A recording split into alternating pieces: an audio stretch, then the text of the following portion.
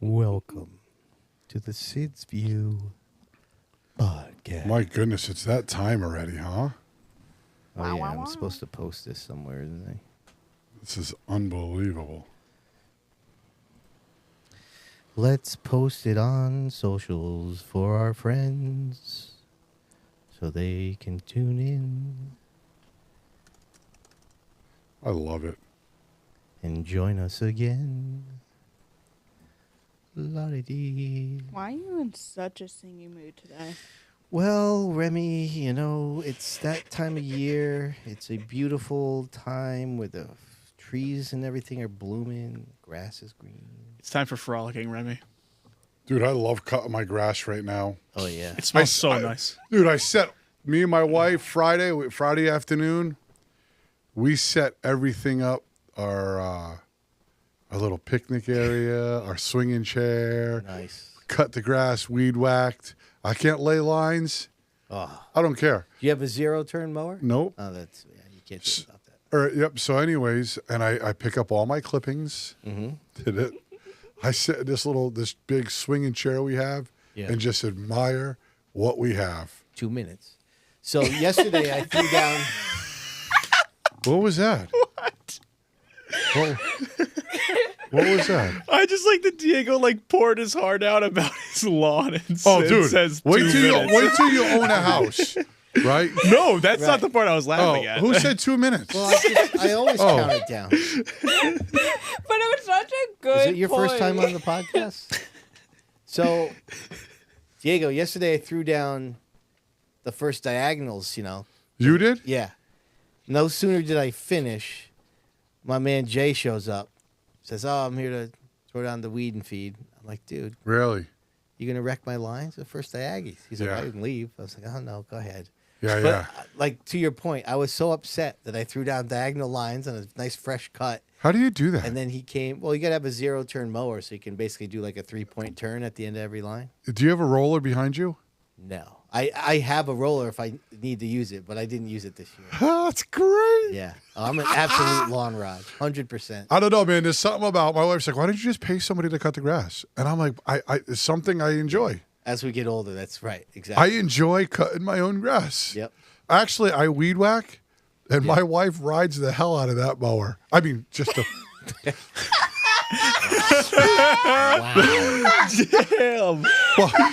Jeez. What are we talking about? 30 seconds. Where's the live chat? That came out real bad. My God. Hi, Daryl.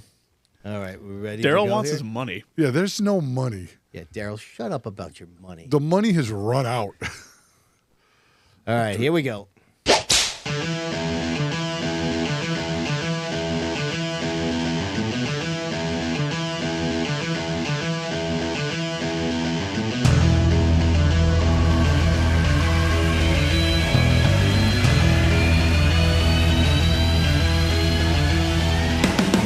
What's up, everybody? Welcome back to the Man Cave for the next edition of the SID's View podcast. Lots to get to, lots of high drama around the Southern New England tracks, photo finishes, lots of contact, all kinds of things to get to. My man Diego's in the house. What's up, brother? Yo, Sydney, perfect timing, man. There's a lot happening. Timing's one of them. Ah, yes. We'll get all to that later on. We got Remy on the controls, ready to roll. Am I going to be the one doing this? What do you want, Travis Hyder to do it? He's still spinning around in turn 4. Yo! What's up, y'all? It's a beautiful Tuesday. I'm here with my peeps. Let's do this. All right, with Rob is once again with the immaculately teased throw down in the bullpen. Mr. Hyde. What's going on, everybody? It's your man, Rob. Back at it again. About to get the hell out of New Haven for the summer, so I'll be seeing a lot more of you beautiful people very soon. Wow, cue up the Marilyn Manson. Beautiful people. All right. So listen, yeah, Rob is graduating college there in just a matter of days at this point, right, Fro? Yep. 3 days. Excellent. Yeah, 3 days. so he might be a little bit smarter by Yeah, next. congratulations, Oh, buddy. shut up. Yeah. All right, so what do you want to start with here? We had a lot, Oh, my- lot happening here.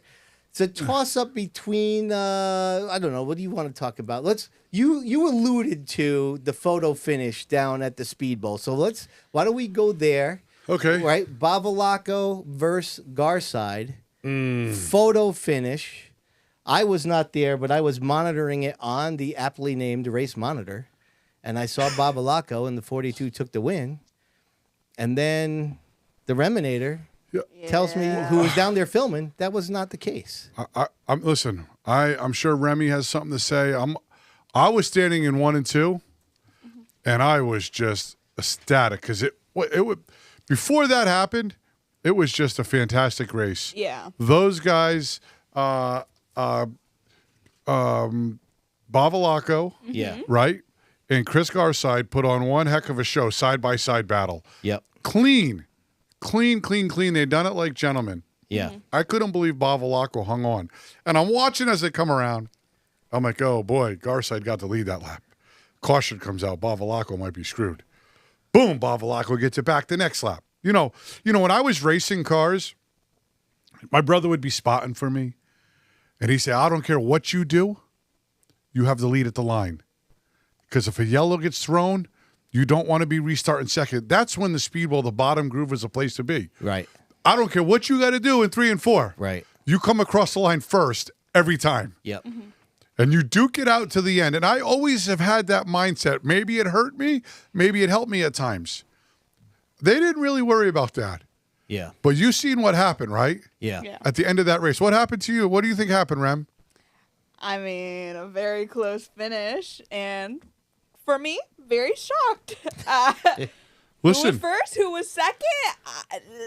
She even panned over to the scoreboard in her footage because it said the 42. Listen. Yeah. My transpond, my lap set it or whatever it is, race monitor. Yeah. And I was like, yes, because I was pulling for him, and it was such a great race. So it just really made a really good ending of a race. Yeah. I don't know if any of you guys watched it or you go back and watch Sid's video in Speedbowl history. It was a fantastic race. Yeah. And those guys did a fantastic job. And as a racer, I didn't watch very many races Saturday, like I said to you, but that one went early enough I could watch it. And when I got done watching it, I was pissed. No, I was mad because I didn't know what was happening. And to me, I felt like stuff just got pushed under the rug. To me, I was more like upset for Babalako. Like if I was in that place, like I would be like, no, it's not. Like everything's saying that it is me. Like how is it not? I'm just confused, right? So I wasn't at that race, right? Yep. Because it wasn't my week to film.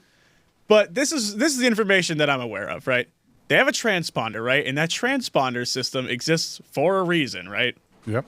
The transponder said Bavalako won. Right. Yeah. And as far as I can tell, they don't have any official coverage or any real photo of the actual finish at the line. Amen. Right. That's what I'm saying. So what are they actually basing the winner off of? Is it like just a human eye? Like, oh, it looked like he won, so we're going to give the win to him, even though the transponder said this? That's exactly what happened, right? So now the transponder loop, from what I understand now, because I've done some prying into this because it really upset me. Because if it happened to Emma and that was our first win, it would be absolutely pandemonium right now. I don't know how Bavalako is not losing his mind over the whole situation, right? So, I love the Speedbowl. Yeah. I love everything about it, right? I don't care where the transponder loop is. So if it's 10 feet before the line, so be it. That's not John Bavalako's fault. Yeah. Right? I haven't seen not one photo of the finish. Have you guys? Nope. One video of the finish. Have you guys? No. And you have 2 guys or 3 guys in the infield, and if you're not dead on with the start-finish line, how the hell can you make that call at .006 or .06 or whatever it is? Right. How can you make that call, split-second decision, right, at full speed and say, oh, no. Like, so if Bob, this is just my thought, and, I was passionate in the group text yesterday because it pisses me off that first the Speedbowl screwed it up, I think. Now, that's my opinion. That's not the opinion of you guys. That's just how I feel, because if it was Emma, I'm looking at it a competitor side as if it was Emma. Yeah. Or if it was Brody. You don't think my brother would be losing his stuff right now? Right? It would be all over Facebook and carried way out more than Bavalako. Bavalako may be handling like a gentleman, but the problem is the Speedbowl has a problem to address now, right? Yeah, but as you showed in the snippet that you sent with the rules, I mean, Right. It's up to the officials, right. every lap. I understand that, Yeah, right? So if there's a clear cut, but unless you're looking dead on, and Mitch put up a great picture. The problem was it was a foot before the line, and as I look at it, to me, it's so close, but it looks like the 42 might have it still. Yeah. Depends on what angle. How the hell can you call that a foot from there, the 83? yeah. And the 42 was on the outside, right? Right. Correct. Okay, yeah. So he very well may have. So gotten how run the off hell high can you side. call that on the spot without any definitive? Yeah. I don't And know. the transponder says, that's yeah, exactly. I think if there's electronic scoring and it's going to have to come down to basically a human decision in the moment without that electronic scoring, you got to go to the electronic scoring. Yeah. I mean, even last week with the Kansas finish, everyone was like, Chris Buescher won. That's not what the transponder said. Yeah. I'm just disappointed for Bavalacco, but more importantly, I had a talk with somebody yesterday, and when I have a problem in my shop and we're printing a shirt and something happens and there's a problem, the first thing I do is call a team meeting, believe it or not, and we address the situation right now so that does not happen again. Right? Because I want my shop to run smoothly. Just like the Speedbowl wants their show to go off without a hitch. That's the picture, by the way. That's the Right. closest one Mitch got of them. Right. They're not at the line just yet, but it's. It's damn close. Yeah. Yeah. That's a dead heat in that photo. That's a dead heat. To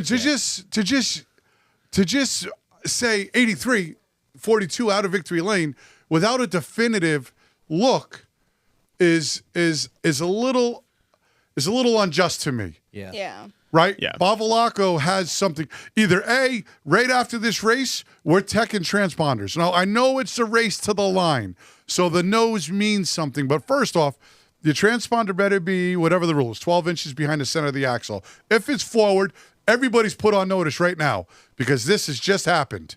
Yeah. Right? Yep. So the whole track is put on notice. Get your stuff right. Yeah. Because you don't want to lose a race like this because you just assumed it was 12 inches, but really it was 13 or really it was 11 and a half because I'm gonna score a faster lap this time. It's just very unfortunate for the Speedbowl. All in all, the Speedbowl has done a fantastic job. I'm a little bothered, not only because I had Bavalacco, but it's too close to call by the eye. If you don't have a clear view, if Mitch would have took a photo at the line, I feel like I'm beating a dead horse, but something has to be corrected so it doesn't happen again. I mean, it's also a learning experience for them in that moment because they're going to learn. And Yeah. I feel like a thing that they can also do, because you have the transponders and everything, they could also put a camera right at the line. So God forbid this does happen again, you will have video proof and Yeah. just be like, all right, hold on, let's check. And this. Yeah, there has to be a budget for that, right? So they have to go ask upper management, Yeah. hey, do you mind if we spend $700 on a camera that runs on it? And they're going to say, hell no, you ain't doing that. Yeah, and they're going to but need to even spend so- more than that. Well, I on don't an even know what ultra the- high powered camera. No, But- I mean you could put a GoPro under the flag stand and Yeah. make it happen, but just them trying to. What do you think? Am I wrong for thinking that way? Am I over the top? Maybe I am.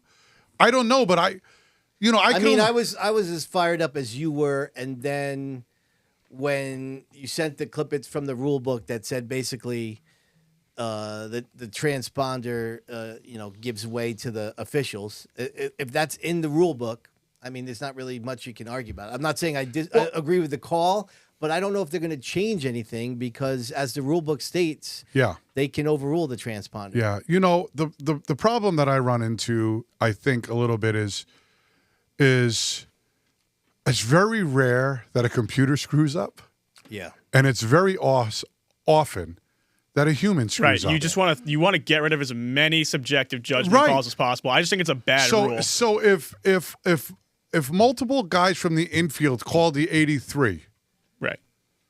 if you weren't sitting dead on for that, you have no right making that call. Or does that make sense? Absolutely. Right? Because one guy says 83, then this guy says, yeah, that looked like the 83.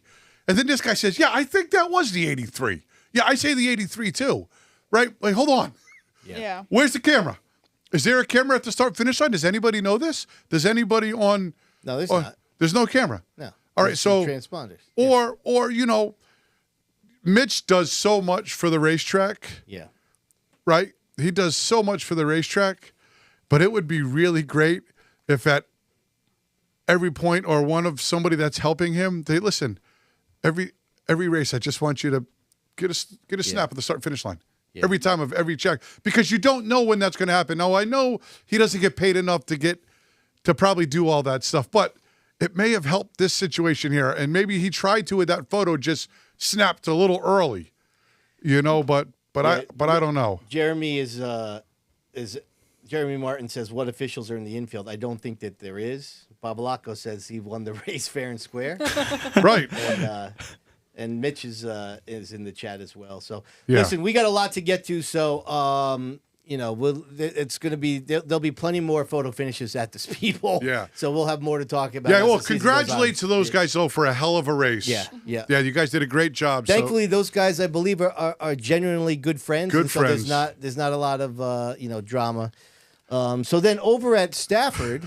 We had even more drama in the street. Are we going here? We have to. Dude, my heart's already racing. They're probably mad at us. We didn't lead with this, so we got to get to it. So Travis Hydar and Ryan Waterman. So Stafford put out a reel on their Facebook page, and so let's crank that up there. The white have a look. See flag from the starter stand. 1 lap to go.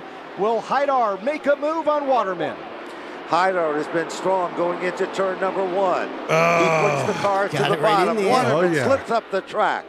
Hydar down the back straightaway. Waterman. It is a brand new leader, Travis Hydar. Waterman taps into the back bumper. The fans deserves a are high up in arms in the seat. All right, so and ladies and gentlemen, Travis. Big thanks to Stafford and for putting that reel on their Facebook page. Obviously, everybody was talking about it, and so we all have something to say about it. But I am deferring to the only racer that is in the podcast studio, and that's Diego. I'd love to hear what your take is on this one. Again? Yeah, yes, please. Listen.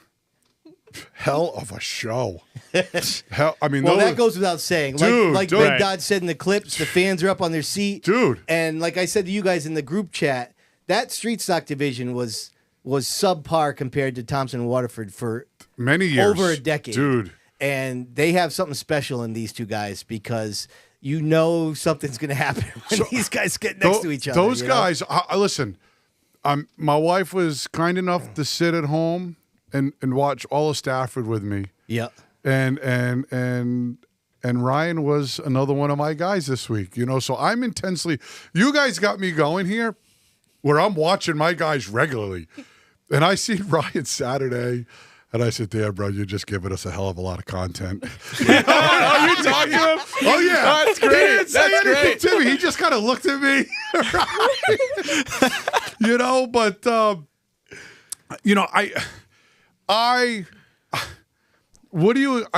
I don't even mean I don't want this to come out the wrong way, but did you expect anything? As soon as you seen him lift, No. what did you expect to happen right there? Dude, when we had Bonds on the show, right? I was talking about the clash of ideology, right? Dude, you got Hydar who taps him and taps him and taps him all race, but never just drives through him, right? Right. The whole race, he clearly has a faster car, but he's patient with it. Mm-hmm. He gets by him. Next quarter, Waterman takes them both out. Right. Yeah. That's the clash right there. So here's... is there any doubt that...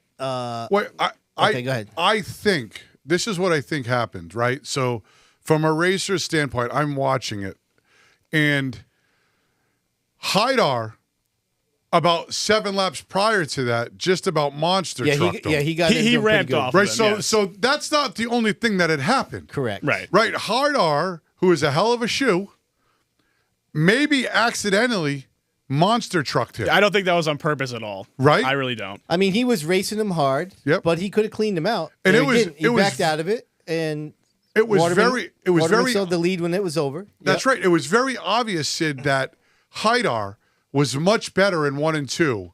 Yes. Right? But the rest of the way around the track, Haidar didn't really have anything for him. Yeah. Only in 1 and 2. If you kept watching, I kept saying to my wife, correct. If he could make it through 1 and 2, yep, it's over. Yeah. And Haidar knew that was the spot to get him. He knew it. Right. And the problem was everybody says, well, why didn't he wait until 3 and 4? Because he wasn't good enough down there to do that to him. He had to do him in 1 and 2. So why do you have to wait till 3 and 4 if you can get it done in 1 and 2? Well, because then you risk of exactly what happened. I guess, yeah, okay, good point. Right? Good point. You have to outsmart everybody when you're racing. Right. It's just not about who has the fastest car. Yeah. Right? I mean, I'm never going to put myself on the pedestal of Keith or Ted, but I did get a chance to run with them for 2 years. And they were always fast. And the only way I could beat him was beat him to the front and outsmart him. So that's kind of what Ryan was playing. Now, he knew Haidar was faster. Yeah. Haidar was inside of him, on top of him multiple times. Sure looked like he was faster, yeah. Oh, no doubt. The problem here is he already monster trucked him once. Yeah. Then he followed him for 10 laps without hitting him. Right? So Ryan's leading the race. They are checked out.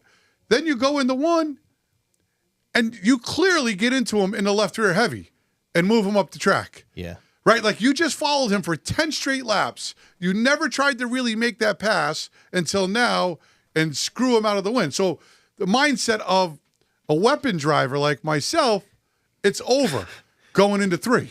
Like, you sure that Waterman wasn't just loose enough to let him stick it in there? You're thinking he just muscled him right in there? Oh, no.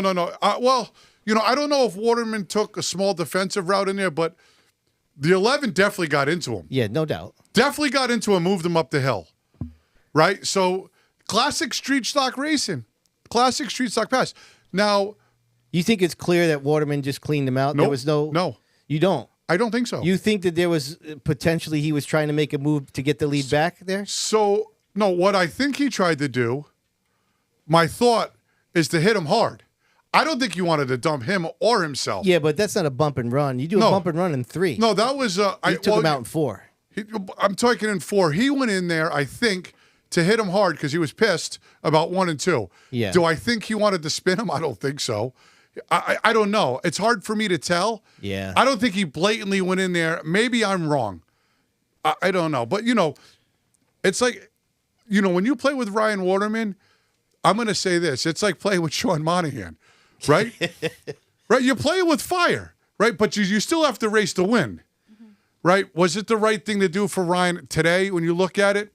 It sucked. Yeah. It sucked that it had to end like that. But those guys right there put on a show. For sure. Right?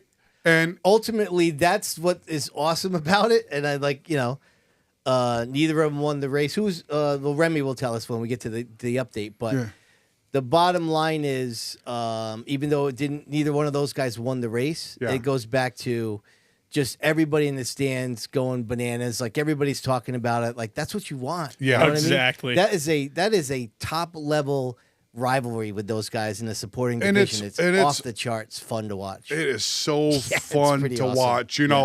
I could be wrong on that cleaning them out thing.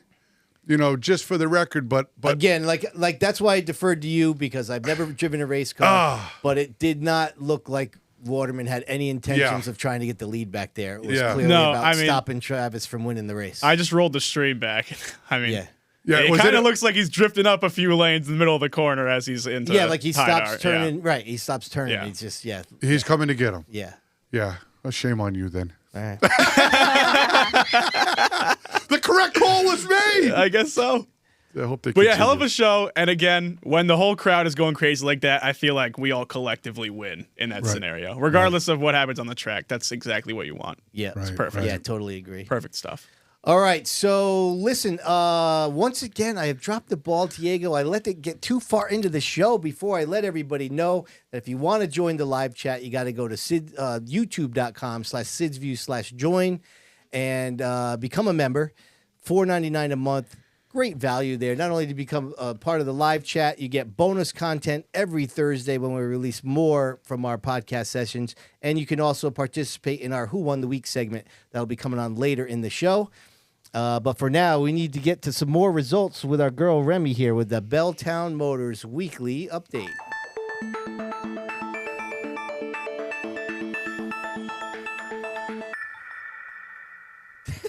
I want some new moves now. Okay, that's. I was gonna say that's like the fifth or sixth time. Update. No. That's the music. The music stays like this, but that's on you. No. But the music stays the same. You need to mix it up. No, you can do more. That's interpretive music right there. No. Yeah, no. Interpretive. All right, Whatever. you got one move. Okay, fine. We got it. Okay. Noted. So, Spring Sizzler makeup date winners. Shall we talk about that? We shall. I think we have to. Spring Sizzler. Ron Silk won, and just so you know, he did win up more than $30,000. Really? Yeah, With it all was the like contingencies. 34,000. Wow. How much did he win? Like 34,000. How much do you think he gets? What do you think he gets as a driver? Does anybody online know? I mean, What but every team is different. I mean, is it like 2,000, 5,000? Diego, I feel like you would be the one that would know that. I've right? never won anything like that. I mean, who the hell wins $34,000 racing? right. I mean, who wins that kind of money? That's a good point. I can't speak to that team, but I've heard anything from some are 50-50 splits to sometimes the driver gets very little to. So I have no idea to speculate. But What a purse. yeah, it's big time. Great job, Stafford. What a purse. Yeah. So SK Light winner Tyler Chapman. Street Stock winner is Travis Downey. All right, thank you. Another It's Travis got in there. Oh, yeah. Yep. Welcome back to Victory Lane, Travis. And which is funny, Bonza and Kyle were telling me that apparently Travis said before all the races and everything that he was just like, I'm going to wait for Travis and Waterman to do He said their that? thing. Really? And then Smart I'll play. go out for the win. Oh, that's some insane foresight. Good Yeah. job by Oh, him. yeah. So I thought that was a cool thing. Yeah, for sure. Limited late model winner is Devin Jensick. Late model winner is Kevin Gambacorta. And SK Modified is Corey DiMatteo. Two things. Gambacorta's not messing around, huh? Hell Bro. That car's Dude. fast. Yep. Yeah. He is fast. But you know who's faster? Paul Verricchio. Yeah. Dude, Paul Verricchio is the real deal. I love watching him because he's an underdog. So I love Kevin Gambacorta because he's a class act, good-looking car. Yep. And then here comes Paul Verricchio, right? Just a husky guy. Looks like he's just a beast of a dude. Yeah. And having a hell of a fun time. He looks like what a supporting division short track racer should look like. He has Yes. But the thing is I think those guys, he has some good guys on his crew. They're having a really, really, really good time. And my wife says to me, we're watching the races. She says, I thought you said the 39 was pretty good. And meanwhile, he's lingering back in ninth. And I'm like, wow, he must be off tonight. I'm not quite sure what's happening. And then all of a sudden, here he is, second. And he's like rolling to the 23. I mean, those guys are the class of the field right now.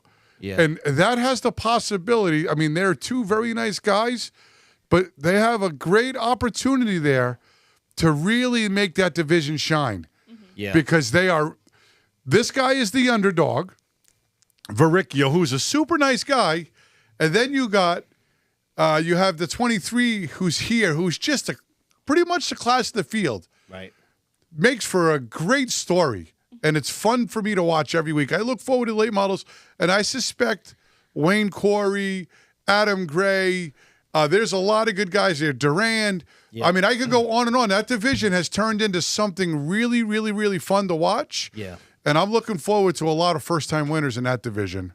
And there was also some hard hits during that race. Yeah, well, too. what happened there? So which one though? The first lap? Dude, the Okay. first lap First was lap. insanity. So what's going on there with those? Well, that was weird. I felt bad about the wreck with Alex Fern really getting She into. shouldn't have been in that situation, honestly. Like, she was flat out dumped, in my opinion. And then it tore up some other good race cars, Tom Fern. Like, Yeah. It was just Yeah, a Pretty crappy messy for situation. a first lap. It's pretty Yeah. messy. It was really messy. Fern has just really, really got off on the wrong foot. Yeah. In the 92 car. I love the car, the old orange car. Mm-hmm. It looks cool as hell. That guy is just in the wrong place at the wrong time right now. And I'm not sure. I hate to bring up any drama. Is there any drama there? Are they still driving? Him and Alexandra, are they just totally separate now? Is there drama there? What's going on? Yeah, I'm not sure. Yeah, I don't know either. But at any rate, Alexandra probably was on her way to running really stout. She is really good. And, of course, I root for all the female drivers because I got little Emma Beans on my team. Right, so I'm a fan of Meg Fuller, Alexandra, all those girls that are out there getting it done. I'm rooting for them every week. Yep. And the SK race was freaking tremendous, man. That's one of the better SK races I've seen in quite some time. Yeah. That was awesome. Yeah. There's a lot of back and forth there. And congratulations to Di Matteo. Yep. Those guys come they come and Di Matteo is no joke. No. Yeah, that's great for those guys. Yeah, just a great race, high energy. No one really had like more. Am I wrong? Nobody really had like more than a car length lead at any time in that race. Like in the SKs? Yeah, no, it was pretty tight the whole time. Yeah, it was tight the whole race. whole time. Yeah, and awesome, man. You know, I read some stuff online, right? So some people were commenting about Stafford, which was just terrible. Not terrible, but they're like, the show was terrible. A lot of wrecks. What, from last Friday? Yes, I've read it. How can you say that? They were calling it pretty much a crap show, and I don't want to swear. I mean, I could see if you had that opinion about the late model race, but the high drama and the streeters and the high intensity of the SK race, how could you walk out of there thinking that? Well, here's what I'm thinking. Even watching, right? So hold on. You got how many SK lights were there? 37? I think it was 36 this week. 36 SK lights, right? You've got 31 late mods, something like that. Yeah. Right? There were fields. They were full fields everywhere. And more than full fields in some divisions. Right? Now, if you ran 9 cars and had wrecks every 5 laps, then you have a problem. Yeah.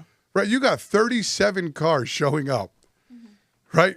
Yeah, there was 29 SK mods, 36 SK lights, and 30 in the Spring Sizzler. It's unbelievable. It's insanity. It's great. It's crazy. Dude, Right. if you don't like the racing that Stafford is putting on, like, you're just watching the wrong sport. Listen, I'm going to tell you this. I was watching the SK light race intensely. Yeah. And that kid Brewer, he's fast. Yeah. Well, he's fast. And lap traffic played a large part in that win. Tyler Chapman, right? That boy is one to beat. Yeah. And I'm a big fan of Nick Coles Hovey. Soon as we get the restarts down, he may be able to play with Chapman, but that division is just a fantastic division too. I can say this about Stafford. I really enjoy watching just about every division. There's no division that I walk away from when it's on TV. And I'm making a point to hurry up and put JJ to bed to get back down so I don't miss the first opening green or something, Yeah. So good job. Oh, yeah, but Nicholas Hovey, I was kind of heartbroken for him. Yeah. Because he was restarting up front, right? And then they did the restart, and they cut the next camera angle, and he was 4 car lengths back from the lead. I was like, what the hell happened? Yeah. I was like, because I was, I do social for him, but I'm not there every week. And this Friday was one of the Fridays that I was not going to be there. Yeah. And I'm like, this kid's going to win. The first time I don't come, he's going to Right. win. Yes. Son of a bitch. Yeah. Yeah, listen, Nick's got some learning to do. Yeah, he's got one coming. It's coming. But he is good. He's winning this season. Oh, yeah. I almost have no doubt about it. Okay. So let's talk the C-Conk opening day winners. Yeah, the late model, Richie Murray. Pro Stocks, Colby Fournier. Sportsman, Josh Hedges. And I always screw it up. Trucks, Rick Martin. Remy, you're the best. We should have took wagers on. Yes. How many people in the chat would have thought she'd mess up a name? And Hedges? why was it that name? That's what I don't get. Yeah. So I wish I knew Josh Hedges was running in the sportsman division. Yeah, I didn't even know I that. did see that. I couldn't believe it. Yeah. And another one that I was happy to see was Colby Fournier. He used to run on the MRS series a lot with the 16. Oh, yeah. And he's devoted his time to the Pro Stocks. And obviously it's paying off because he beat Vinny in the 17, who's really good over there. So Colby must be no joke. So congratulations to those guys. And not to mention Rick Martin. I don't know do any of you guys know Rick Martin? Yeah. Remember he used to run Pro Stocks at Thompson? Yeah. He had the glittery cars. Right. Oh, he was so good. They were pretty good races, man. We saw that they posted their races yesterday on their YouTube channel. If you haven't checked them out, and just pretty good side by side racing. That's awesome. The only thing about Seekonk that I'm not thrilled with is A, they don't have modifieds, but B, there's really no straightaway at all. You're always turning. Always turning. Even there. at the Speedbowl, you're doing the straightaway a little bit. Yep. But these guys are all racing there all the time, and so it was good. There was some pretty good action. And not to mention, if you look at the car counts they had, I mean, it's just a trend right now. Everybody's out playing. Yeah, they had full fields. I mean, as I look here, the Pro Stocks had 16, and that was the least amount of cars. Yeah, 18 and 23. That's healthy. That's good stuff. Listen, people are out racing and spending money. It's great. Yep. I just hope the tracks don't screw it up. Keep everybody moving. So. All right. So, and then military night at the Speedbowl winners. Bring it. Well, I might screw up this name too. Yeah, let's do it. Chase, Monadnock. For you, we're going to give you a point. Monadnock. Yeah. That's a win. That's a win for Remy. I was sweating a little bit. Mini stocks. Chris Garside. Mm-hmm. Yeah. Yeah. I mean, we beat that one today. Yeah. SK Lights, Zach Racer. Yep. Trucks, Tyler Chapman. Late model, Ryan Lynham. Street stock, Chad Baxter. And SK Mods, Timmy Jordan. Man, I still think it's crazy we got guys named Zach Racer. Like, they're born to do it. That's just insane. Jesus. Insane. I'm sorry. Ryan Lynham said in his Victory Lane speech that Derek Wuljaki was there helping him out. Yeah, dude. So have fun chasing that car. I'm gonna say this, right? I was while we're touching on it, I was worried about the late model division. We had a lot of conversations about this. Yep. So this week there was how many cars for the late models? I'm so sorry, I don't know this, but 11, right? But 11 really good cars, and that's back-to-back weeks where I think through the field there was good racing. Lynham have taken off, so kudos to those guys. He's come down from Seekonk. He's committed, I think, to running the full season, which is fantastic. Yeah, that's great.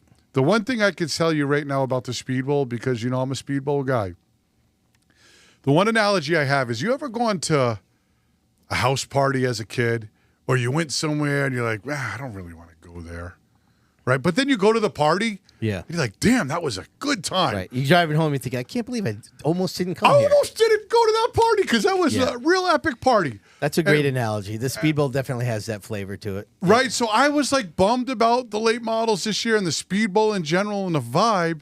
Yeah. And I could tell you this, the first 2 weeks, if it keeps up, I've had a really good time going to the races. And so I'm happy about that. And I wanted to put that out there. It's almost like going to a party you don't want to go to and coming away happy. Look, we were all apprehensive about the car counts this year. Oh, yeah. There was no secret that we were a little worried about the car counts, but they have put on great shows the first 2 weeks. So I think I can keep doing it. Yeah, like we were saying, though, you only need 2 cars to have a good race. Yeah. Listen, Timmy Jordan locked down the win. Yeah. Right. You knew that boy is tough to beat at the Speedbowl. Right? When he's even close to on point, you got to beat Timmy Jordan. Yeah. I don't care what you say. And, How about the 81 truck? So that's the next thing I was going to say. Yeah. That boy is just about untouchable Dialed right now. In. Yeah, those guys do their homework. They have some good guys working on it. And Tyler is... We should keep a tally which Tyler Chapman's going to win the most races this year. Right. You know what I mean? Right. Tyler is a bull. Yeah. And when he's got a real fast car... or truck, you better watch out. But good job by those guys, for sure. And the other last one is Chad Baxter. Yeah. The Seekonk boys are coming down and taking the Speedbowl's money. I know. Right? Right. Thanks. Bring them all down. Yes. This just in. Zach Racer is not the guy's real name. No. Remy, but I just saw what his last name really is, and let's just say it's good you stuck with Zach Racer. Yeah. Oh, yeah. Now you see what. Now you see. Yeah, I get it. To the Okay. madness. So, okay. Yep. I try. But All right. I really thought Rob was joking there, but he was. No, I listen. I haven't heard of the guy that much, and I just hear Zach Racer. I'm like, oh, interesting. The guy's name is Racer, and he's a racer. He's an official at Stafford. Yes. Yeah, he did a good job. Congratulations. They finally locked down the win. Yeah. Yep. So. He was even telling me on Friday, he was just like, yeah, last week my car sucked. Yeah. Yeah, they're in it. They're in the garage a lot. So that's another Chassis Pro car taking down another victory. So. All right. So my last news. NASCAR decided to change a couple of rules for the Whelen Modified Tour.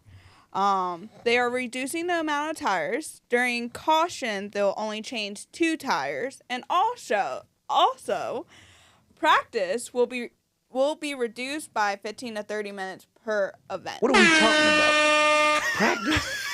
We're talking about practice, man. We're talking about practice. We're talking about practice. Yeah, we are talking about practice. Oh, Wow. God. My apologies to my fat fingers. hit the. That's dual why we was buttons having right a there. party in the studio. I was about to start getting up and doing some techno. I don't know. Any thoughts on that? I don't care. Yeah. I mean, I'm just not a fan of the couldn't have cutting said it any practice, better dude. Like, myself. why are we cutting practice Yeah, they want, so they could be home a little longer. for 30 more minutes? Like, Yes. just give them the damn practice. Yeah. I don't get it. Even in Cup, whatever. Next topic. All right, Rem. Thank you very much. Let's get to our next segment here, Waddell Communications, with the nostalgia nugget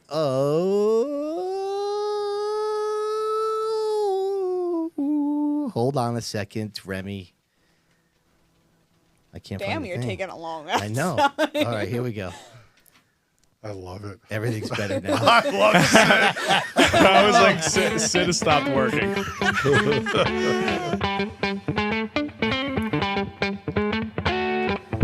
Okay, let's see if we can't gather it back together here and talk to you about the Connecticut Tri-Track Series sanctioned by NASCAR in the late 80s. Now, most of you know the Tri-Track Series now running as the Monaco Modifieds, but back in the 1987 season, all 3 Connecticut tracks were run under the NASCAR sanction and had SK Modifieds and late model divisions that ran under the same rules. Imagine that. So they had a series where if every competitor had to run at least 5 races at each track to qualify, and they would crown champions at the end. It boasted a $100,000 total point fund. And the 1987 Tri-Track champion was SK Modifieds, Bob Potter. Ted Christopher, and Phil Rondo. Christopher won $11,000 for his title. Rondo won just under $4,000 for his. Now, it is widely remembered by any of the old timers you talk about. They should go back to the Tri-Track series, all of them. That was great. But most people think it lasted for more than 1 year, which it did not. In 1988, Speedbowl owner Harvey Tattersall sold the track to the Cordaway family, and they did not run under a NASCAR sanction. Stafford and Thompson continued as the dual track champions, which in 1988 went to Bob Potter. And in 1989, the SK championship went to Mike Christopher. Phil Rondo won both of the dual championships, and then by 1990 it was gone. So just a little nugget there of what the Tri-Track series used to be. That's when they used to all get along. They used to all get along. Yes, I know. I think those days of the tracks running the same rules are long behind us. I don't think we're going to see that anytime soon, unfortunately. But all right. So let's see if I can't have a little smoother of a segment intro with this next one. What do you think? Fingers crossed on me? Got Ryan? it. Fingers crossed. You got me? All right, let's go down to the bullpen and hang out with our man Rob for this week's Cerise's Automotive Popcorn Stat Chat.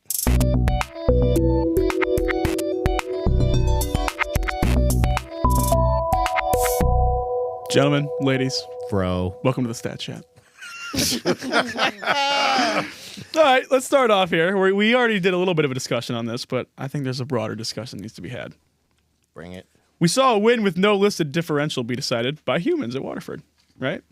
Yeah. Apart from what the transponder said, which left a lot of people unhappy. To what extent should humans be allowed to intervene with the electronics that decide every other race? And this doesn't apply to just Waterford. This is across the board. Say that last part again. Say it again, yeah. To what extent Yep. should humans be allowed to interfere with the electronics that decide every other race?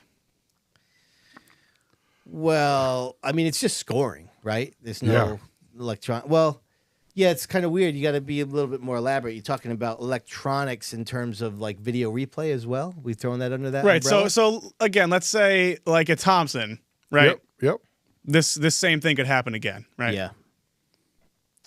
And what if the rule there, because we obviously at Waterford they had that rule about the officials can override it, right? But I don't know how that works across the board. Yeah, I mean, the one thing I think that was weird about the bowl is that, Diego had brought to our attention the caveat in the rule book that said the officials have the ultimate authority over the transponders, which I didn't know about. I didn't either. Yeah, and I guess you can't fault the bowl. I mean, if it's in the rule book and you don't read the rule book, right, then it's kind of on you. Well, that's one of those hidden things that nobody, you're always worried about cheating on your car. What can you do?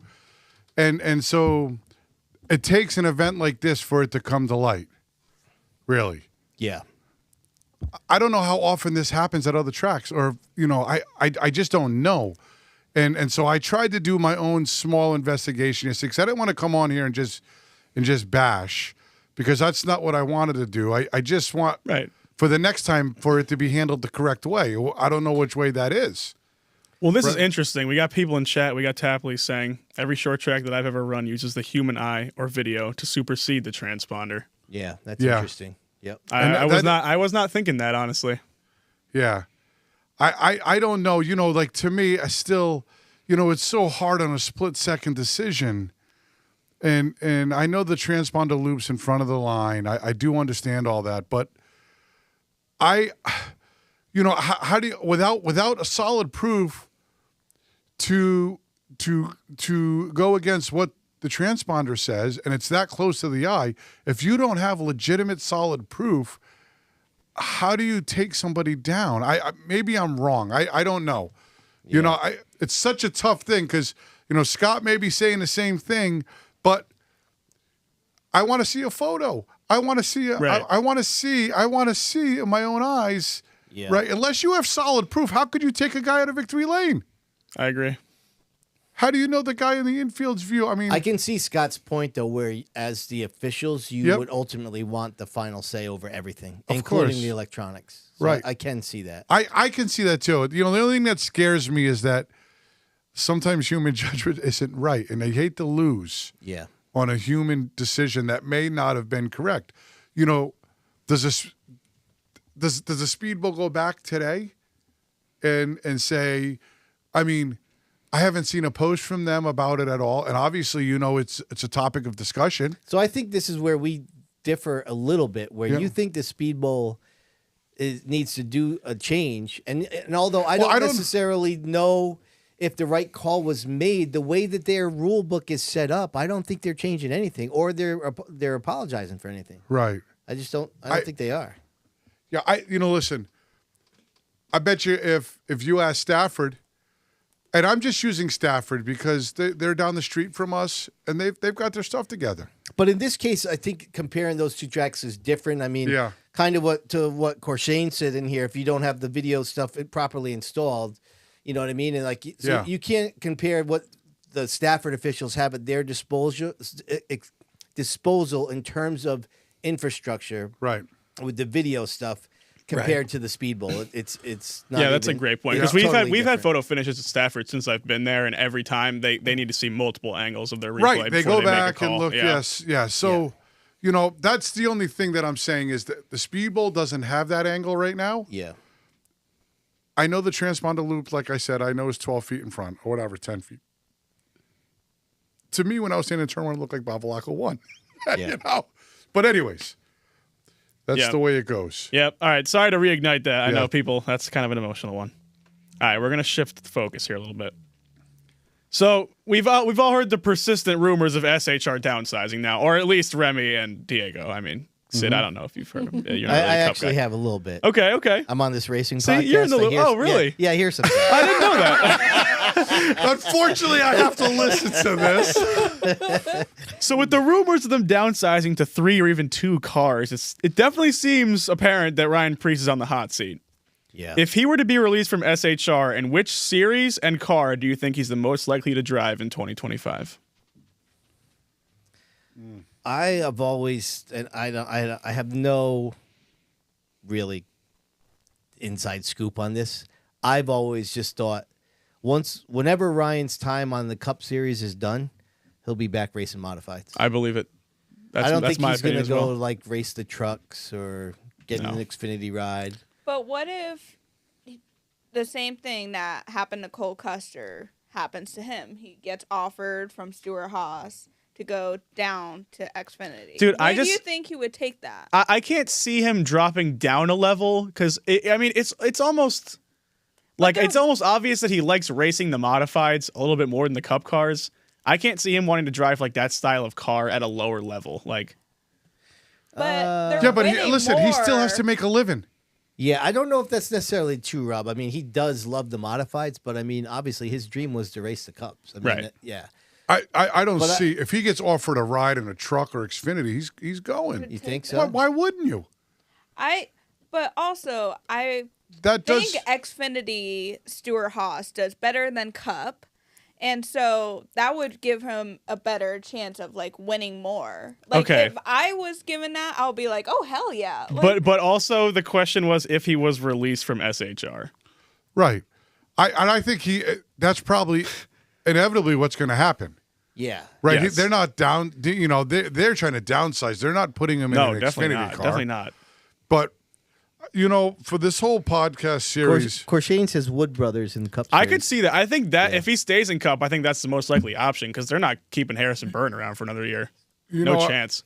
I've always felt really bad on this show. I've left our studio, and I'm like, damn, I really bashed Ryan again tonight. And the fact of the matter is I am a big fan of Ryan's. Yeah, it's just that we're super disappointed. I just get disappointed, and I know that maybe it's something that he can't help. I don't know, and so I hate that. Whenever I walk away, I feel like I walk away from the studio thinking, "Damn, I bashed him again." Yeah, and I didn't have to, but my guess is if he took a truck ride. Let's just hypothetically say he was offered a pretty good truck ride.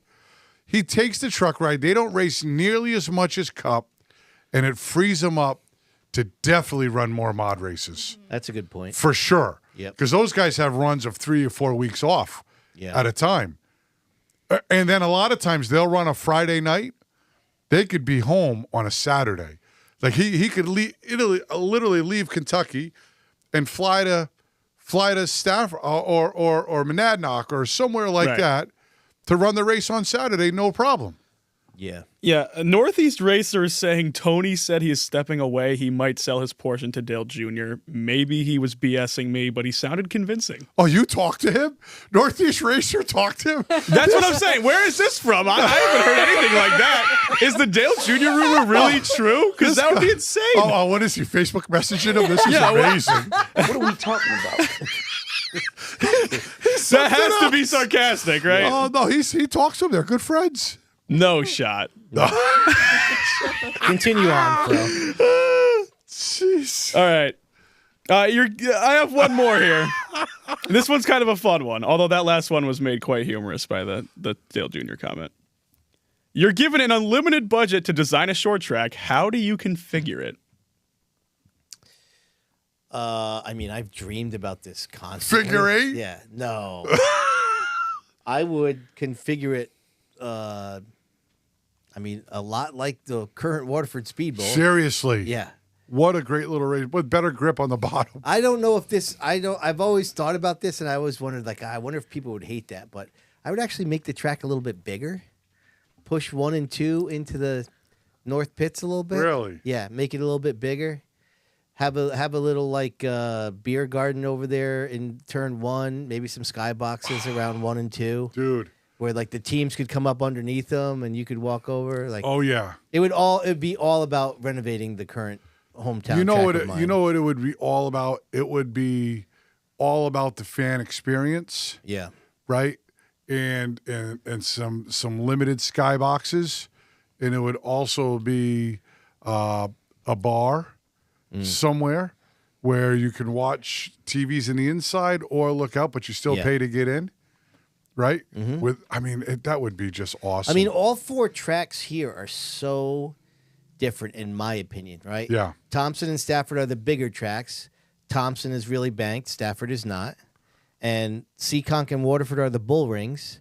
And Seekonk is almost a complete circle when you're running it. Yep. And the Speedbowl has straightaways. Oh, yeah. They're all different. You know? Yeah. And I love that when you go to any of these tracks, it's always a little bit something different. Right. So I don't think I would invest in anything that we don't already have. Not saying that there isn't other options than those 4s. Yeah. But I would just take it and give some TLC to the track I love. It's probably what I would do. Amen. Yeah. I'd give him a little super speedway right here in Connecticut. You would? Not obviously a super speedway because Thompson is. the argument is short. No, but I'd build bigger than Thompson. What? Listen, if Thompson's Daytona, we're building Talladega. We're gonna build a 0.8 mile track with 28 degrees of banking. Oh my goodness. And get them SK lights out there. Oh my God, Fro. Yeah. Come on. That would be epic. They'd be breaking suspension parts headed into one. That just would be bottoming epic, out. though, would it not? Wow. Yep. Remy? I don't even know. Maybe like a Bristol or something. I don't. I've not thought about making my own racetrack. Yeah. I Well, don't know. Maybe it's just me, Diego. No, I would put up a ticket booth so we could bet on the races, though. Absolutely. Oh my God. No, I'd have those odds up on the big screen. Let's do it. Yep. all right. Thank you, Rob. Let's get back to our one of our newer segments here with the weekly Pick Ems. So we got a lot of trash talking to go over here. But before we get going with our picks for the upcoming week, let's have a little look-see, shall we? Set me up here, Rams. Where am I at? Yeah, you're there. I'm here. Yeah. Are you sure? Oh, yeah, there it is. Yeah. Okay. All right, let's take a look at the standings here for the Chassis Pro Weekly Pick Ems.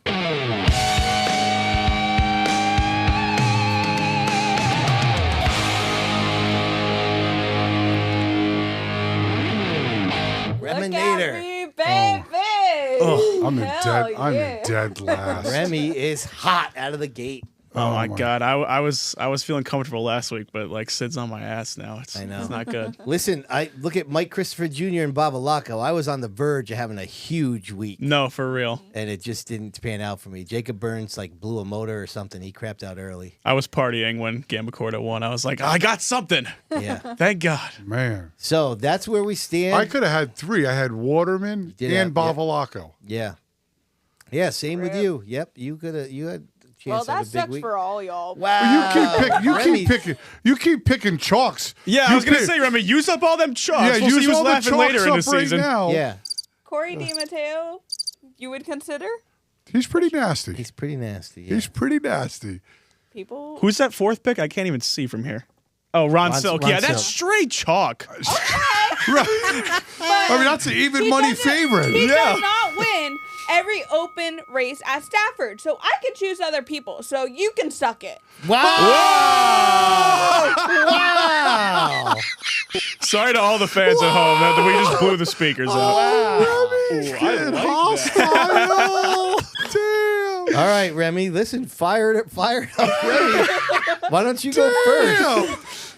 Man. Wow. Impressive. The unexpected here at the Sid's View podcast. I gotta win.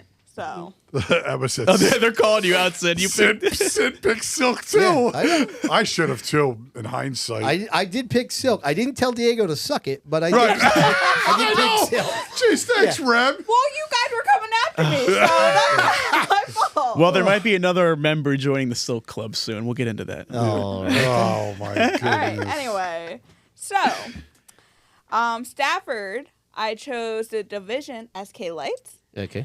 The first race, and I'm just saying, Don't- McCovey, he better win.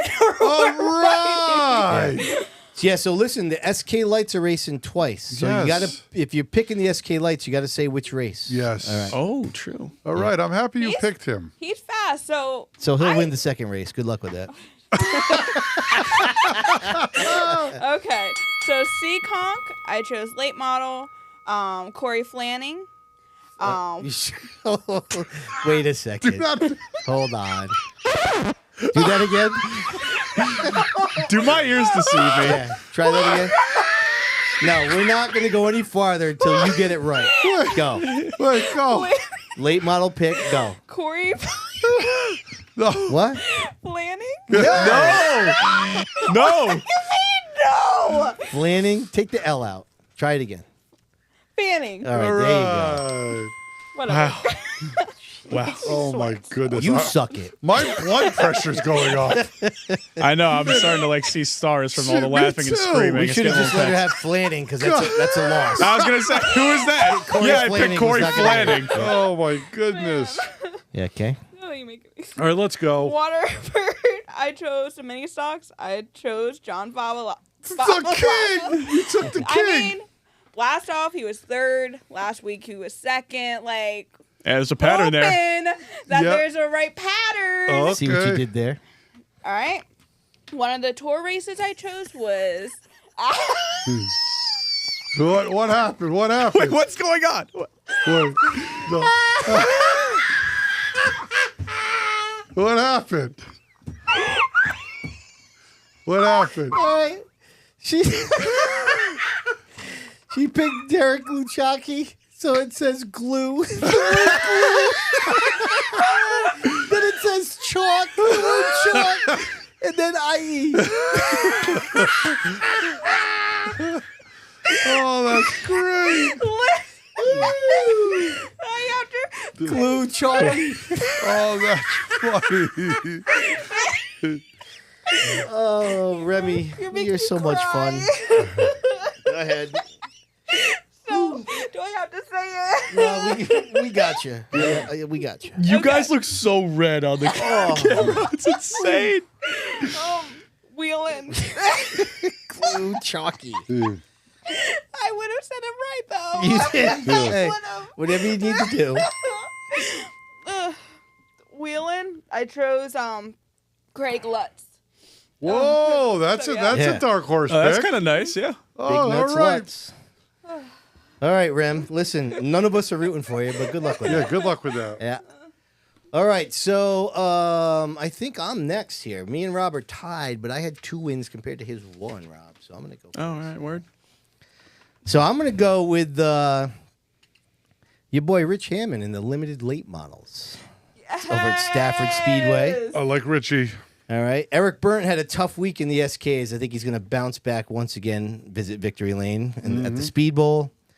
I'm going with Mark Jennison in the Pro Stocks at Seekonk.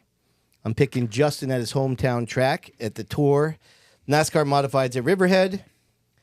And I'm going with the high roller, Andrew Moeller, in the late models at the Speedbowl as my wild card pick. Wow. So that's how we're going to do it.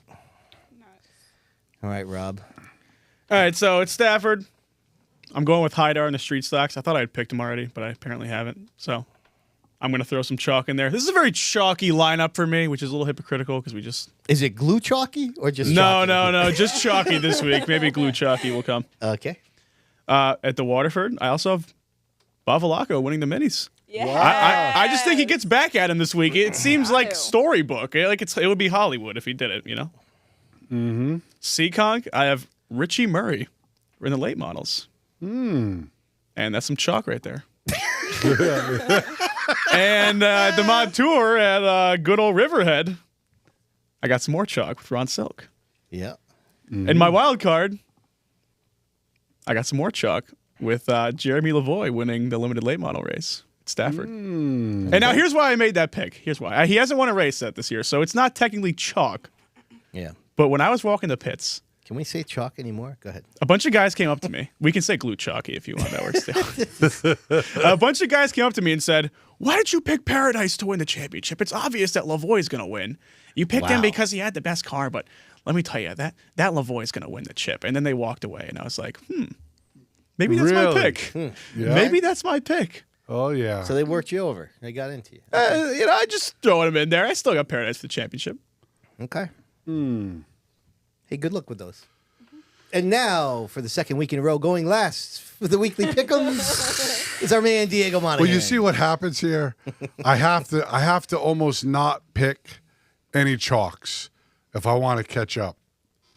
So, Stafford Speedway. I'm going upset winner in the SK Modifieds. That'll be the Caterpillar Kid in Noah Corner. He's going to be starting. He's going to be starting up front this week. I expect big things out of him. I'm going to call Pops and tell him to get it on the stick. Let's go. At the Speedbowl, I'm right along with Sid. Burton had a bad week last week. Yeah. That dude is really fast down there. Don't let him start up front and get out front. No. You got to work real hard to beat him. Good luck chasing that 11. Yep. I'm going Seekonk Speedway.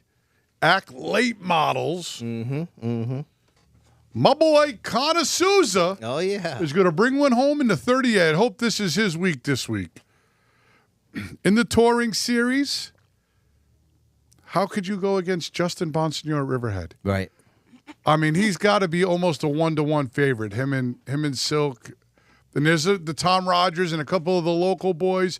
Timmy Solomito, I expect him to be banging on doors there. That'd be a good pick. My wild card, ACT Tour, Derek Gluchaki. Very well done. Yep. All right, so we will post the Pick Ems probably on Friday morning as we get into the action starting that night at Stafford. And so let's wrap it up. So we need now to get the live chat geared up to help us determine who won the week. We're going to have a lot of options here. We'll go over it there in a second, but let's just get to our fancy little title screen from our friends over at the Busy Bees Learning Center. Who are you?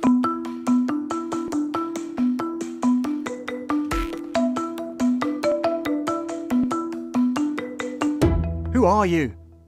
Got it. That was mint. Right? I didn't even have to mint. practice it like Diego. Who are you? So, what do we have? Ron Silk, obviously. Chris Garside.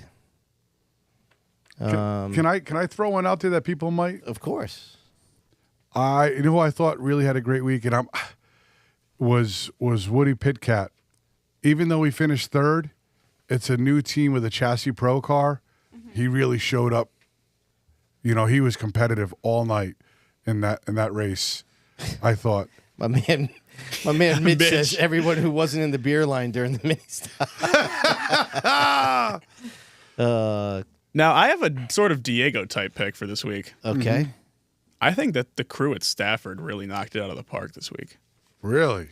Dude, they had the threat of weather looming over the rescheduled event, right? Yeah. They killed the heats, they moved up the sizzler, executed everything perfectly, and put on some great racing. Yeah. Could you imagine if they had heat? You guys still got out of there at 10:30, 11, Yeah, right? it would have been a long night. Right? Yeah, I was out of there. I think that we wrapped up at like 10:45, 11. Yeah. Hey, listen, Yeah. listen, I'm going to say this. You expect that out of that place because there's good people at the top Yep. to help run everything. So it's, but anyways. Tyler Chapman, 2 for 2 in the truck. Tyler Chapman, there was two more I wanted to mention. I don't know who I'm going to pick. Obviously, Corey DiMatteo coming back and starting the season off. You know, he had a rough open race. Yeah, that's a good one.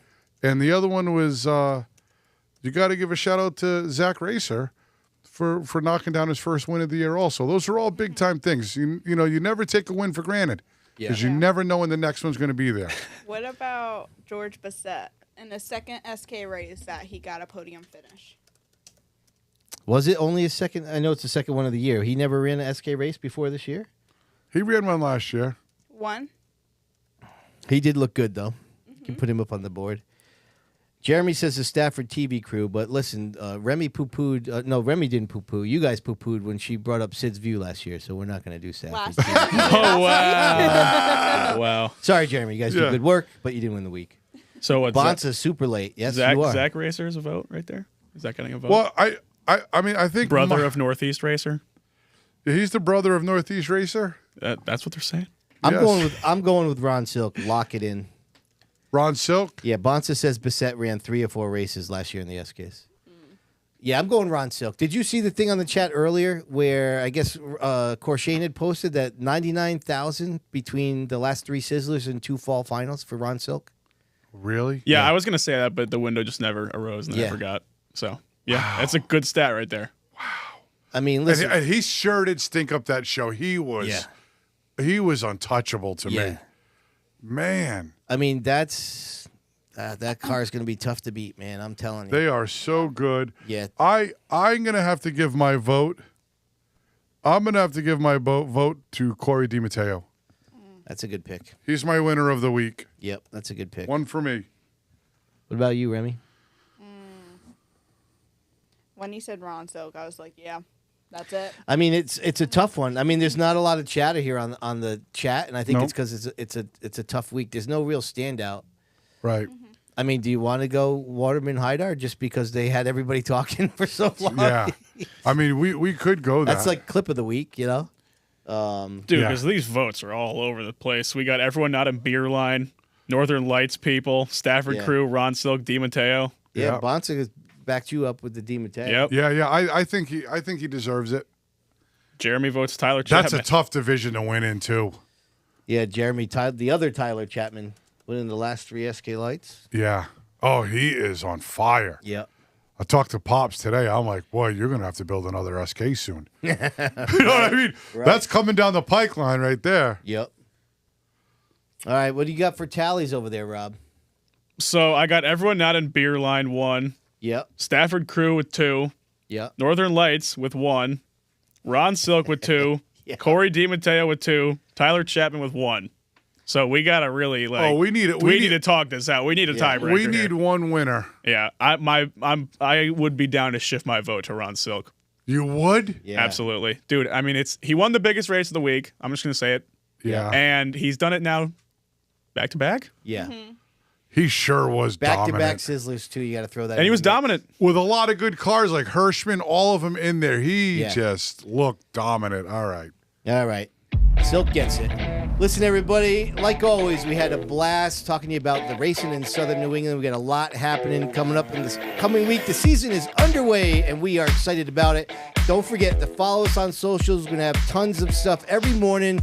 New reels, something funny. Maybe even every once in a while we have a smart conversation. Diego, what's up? Shout out. We want to give a special thanks to Belltown Motors for the weekly update, Waddell Communications for the Nostalgia Nugget, Cerisi's Automotive for the Popcorn Stat Chat, Chassis Pro for the weekly Pick Ems, of course, Busy Bees Learning Center for Who Won the Week, our friends at Loaf for keeping us fat, of course, Vault Productions for this badass studio, and all you podcast members, thanks for tuning in every week. All right, so you got Stafford on Friday. The Saturday is the Bowl and Seekonk Weekly shows. The NASCAR Modifieds are at Riverhead. Act is up in Canada. Pass is over at White Mountain, I believe. We'll talk about it all next week, 7 o'clock. See you then.